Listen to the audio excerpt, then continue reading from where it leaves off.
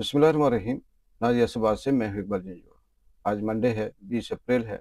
आज हम बात करेंगे कि इस्लामाबाद में एक बार फिर जंग बंदी के मुज़ाकरात शुरू। अगर वो मुज़ाकरात कामयाब हो गए तो ठीक, नाकाम हुए तो क्या होगा? क्या ईरान अपने मुतालबात मानेगा जो रखे हुए हैं, वो ट्रंप मानेगा, या ट्रंप के जो मुतालबात हैं वो ईरान मानेगा? इस पे आज हम बात करेंगे। नाज़रीन, अगर हम ये कहें कि ईरान अमेरिका जंग, तो मेरे ख्याल में ये थोड़ा सा ठीक नहीं है। हम ये कह सकते हैं ईरान ट्रंप जंग, क्योंकि ईरान अमेरिका इस वक्त अलग मौक़िफ़ है और जो ट्रंप है वो अपनी कोई जबड़ियाँ जो मारता है उसका अलग सा एक मौक़िफ़ है। यहाँ अगर हम बात करें कि अमेरिका चाहता क्या है, यानी ट्रंप क्या चाहता है, और ट्रंप की किन बातों की वजह से, वो आपको पता ही है कि दोबारा से ये हालात ख़राब होने जा रहे हैं। असल में ट्रंप ये चाहता है कि ये जो फातह की टोकरी है, यानी वो अपने आप को सुपर पावर होने के नाते वो ये चाहता है कि फातह की टोकरी उसके सर पे हो और दुनिया ये कहे कि वो जीत गया। और इसके साथ ट्रंप का ये भी है कि आबनाए हुर्मुज़ मुकम्मल तौर पर ट्रंप के कंट्रोल में हो, यूरेनियम ईरान हमारे हवाले कर दे, आइंदा ईरान कभी भी एटमी हथियार ना बनाए। ये वो मोटे मोटे 3-4 जो ख्वाहिशें हैं, इनमें से कोई एक भी हो, वो अगर पूरी हो जाए तो ट्रंप समझ कि उसकी बल्ले बल्ले हो जाएगी। लेकिन हैरानी की बात है, ये आप ये कहें कि असल जो बात है वो ये है कि ईरान इनमें से एक बात भी मानने को तैयार नहीं। ईरान की नज़र में ये है कि जो यूरेनियम है वो इस तरह से मुकद्दम है जैसे उनकी अपनी मिट्टी है। आबनाए हुर्मुज़ पहली दफ़ा ईरान को इसकी अहमियत समझ आई है, उनके लिए एक एटम बम की हैसियत रखता है। वो किसी भी सूरत इसका कंट्रोल ट्रंप या अमेरिका के हवाले नहीं करेंगे। और हाँ, कुछ अगर हो सकता है तो जैसे एटमी प्रोग्राम जो है, अमेरिका या ट्रंप ये चाहता है कि ईरान मुकम्मल तौर पर किसी भी वक्त, कभी भी, कहीं भी, यानी कि कई सालों तक, लाइफ टाइम वो एटमी हथियार ना बनाए या एटम बम बनाने वाली ये यूरेनियम जो है उसे इस्तेमाल ना करे। लेकिन ईरान का ये मुतालबा है कि हम इसको अपनी ज़ाती ज़रूरियात एनर्जी के लिए यूज़ करते हैं, और वो कहता है कि 5 साल की पाबंदी कर दें या इस तरह से, जो अमेरिका नहीं मानता। यहाँ जो ख़ास बात है डिस्कस होने वाली, एक तो ये है कि अगर ये जंग दोबारा शुरू होती है तो इसका क्रेडिट या इसकी ज़िम्मेदारी तमाम तर ट्रंप पे जाएगी।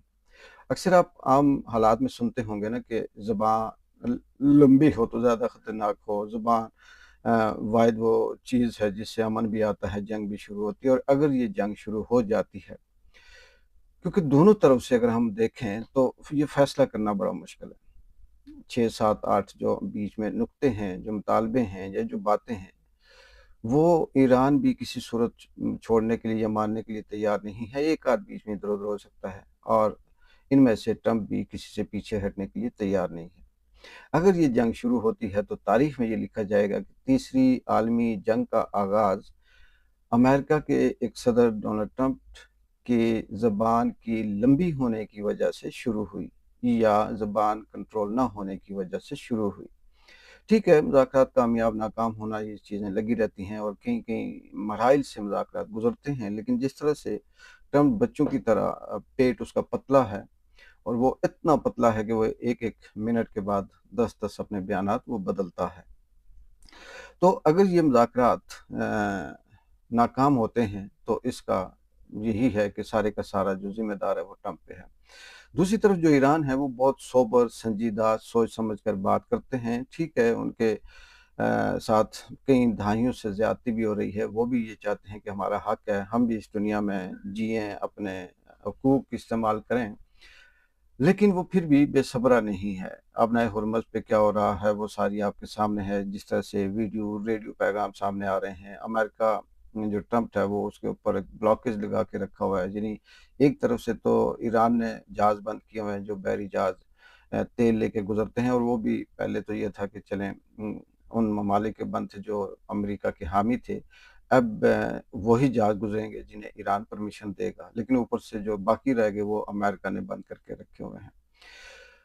तेल का क्राइसिस बढ़ता जा रहा है, बाकी दुनिया के जो हालात है वो बढ़ते जा रहे हैं, और इसके साथ-साथ ये भी एक ख़तरनाक सूरत-ए-हाल है कि इस वक़्त जो अखराजात हैं, आप ये कह सकते हैं कि यूएई ने ये मुतालबा कर दिया कि जंग बंदी के बाद हमारे जो नुकसानात हुए हैं या जो हमारा नुकसान हुआ है, इसका जो खर्चा है वो ट्रंप पूरा करे या अमेरिका दे। ये कुछ फिगर्स हैं, मैं आपको बताऊं कि इस 50 दिन की या 57 दिन की जो जंग है इसमें क्या हुआ। यानी अमेरिका और इसराइल की लड़ाई में ये जो भी जंग है, अमेरिका, इसराइल और ईरान की जो जंग है, इसमें इस वक्त तक ईरान का 270 अरब डॉलर का नुकसान हुआ। ईरान का 270 अरब डॉलर का नुकसान हुआ, लेकिन जबकि अमेरिका को 430 अरब डॉलर के नुकसान और 35 तैयारे उसके तबाह और 3 हेलीकॉप्टर भी तबाह हुए। यानी अमेरिका के इस जंग में 35 जहाज और 3 हेलीकॉप्टर और पर डे जो उसका खर्चा आ रहा है, बाकी जो चीज़ें आ रही हैं, ये मिलाकर इस वक्त तक 430 अरब डॉलर नुकसान हुआ या खर्च हुआ। जबकि इसराइल को खीफा न्यूक्लियर जो पावर है प्लांट है उस समेत, खीफा जो न्यूक्लियर पावर प्लांट है जो नुकसान हुआ उसमें, उस समेत 755 अरब डॉलर का नुकसान हो चुका है। ये द इकोनॉमिस्ट की रिपोर्ट है। उसने ये दादुशुमार लिखे कि इस वक्त तक जो ईरान का नुकसान है वो 270 अरब डॉलर है।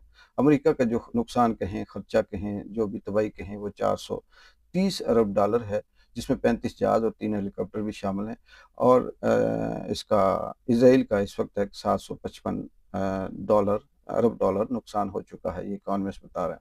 ये वो इससे अंदाज़ा कर सकते हैं कि ये जंग दुनिया को या अमेरिका को, इसराइल को कितनी महंगी पड़ रही है और इससे किस हद तक हालात ख़राब होते जा रहे हैं।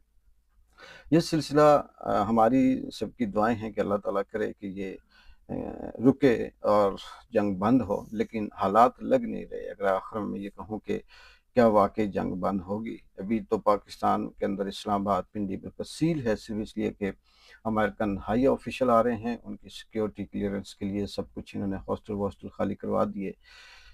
अलग इशू है, लेकिन अभी तक अगर मुज़ाकरात हुए भी तो समझ नहीं आती। मैं ये आप पे भी छोड़ता हूँ। एक इस बात को छोड़ के चलें, जो एटमी हथियार हैं वो बनाना, उस पे कुछ ऊंच नीच हो सकती है, क्या मानेगा?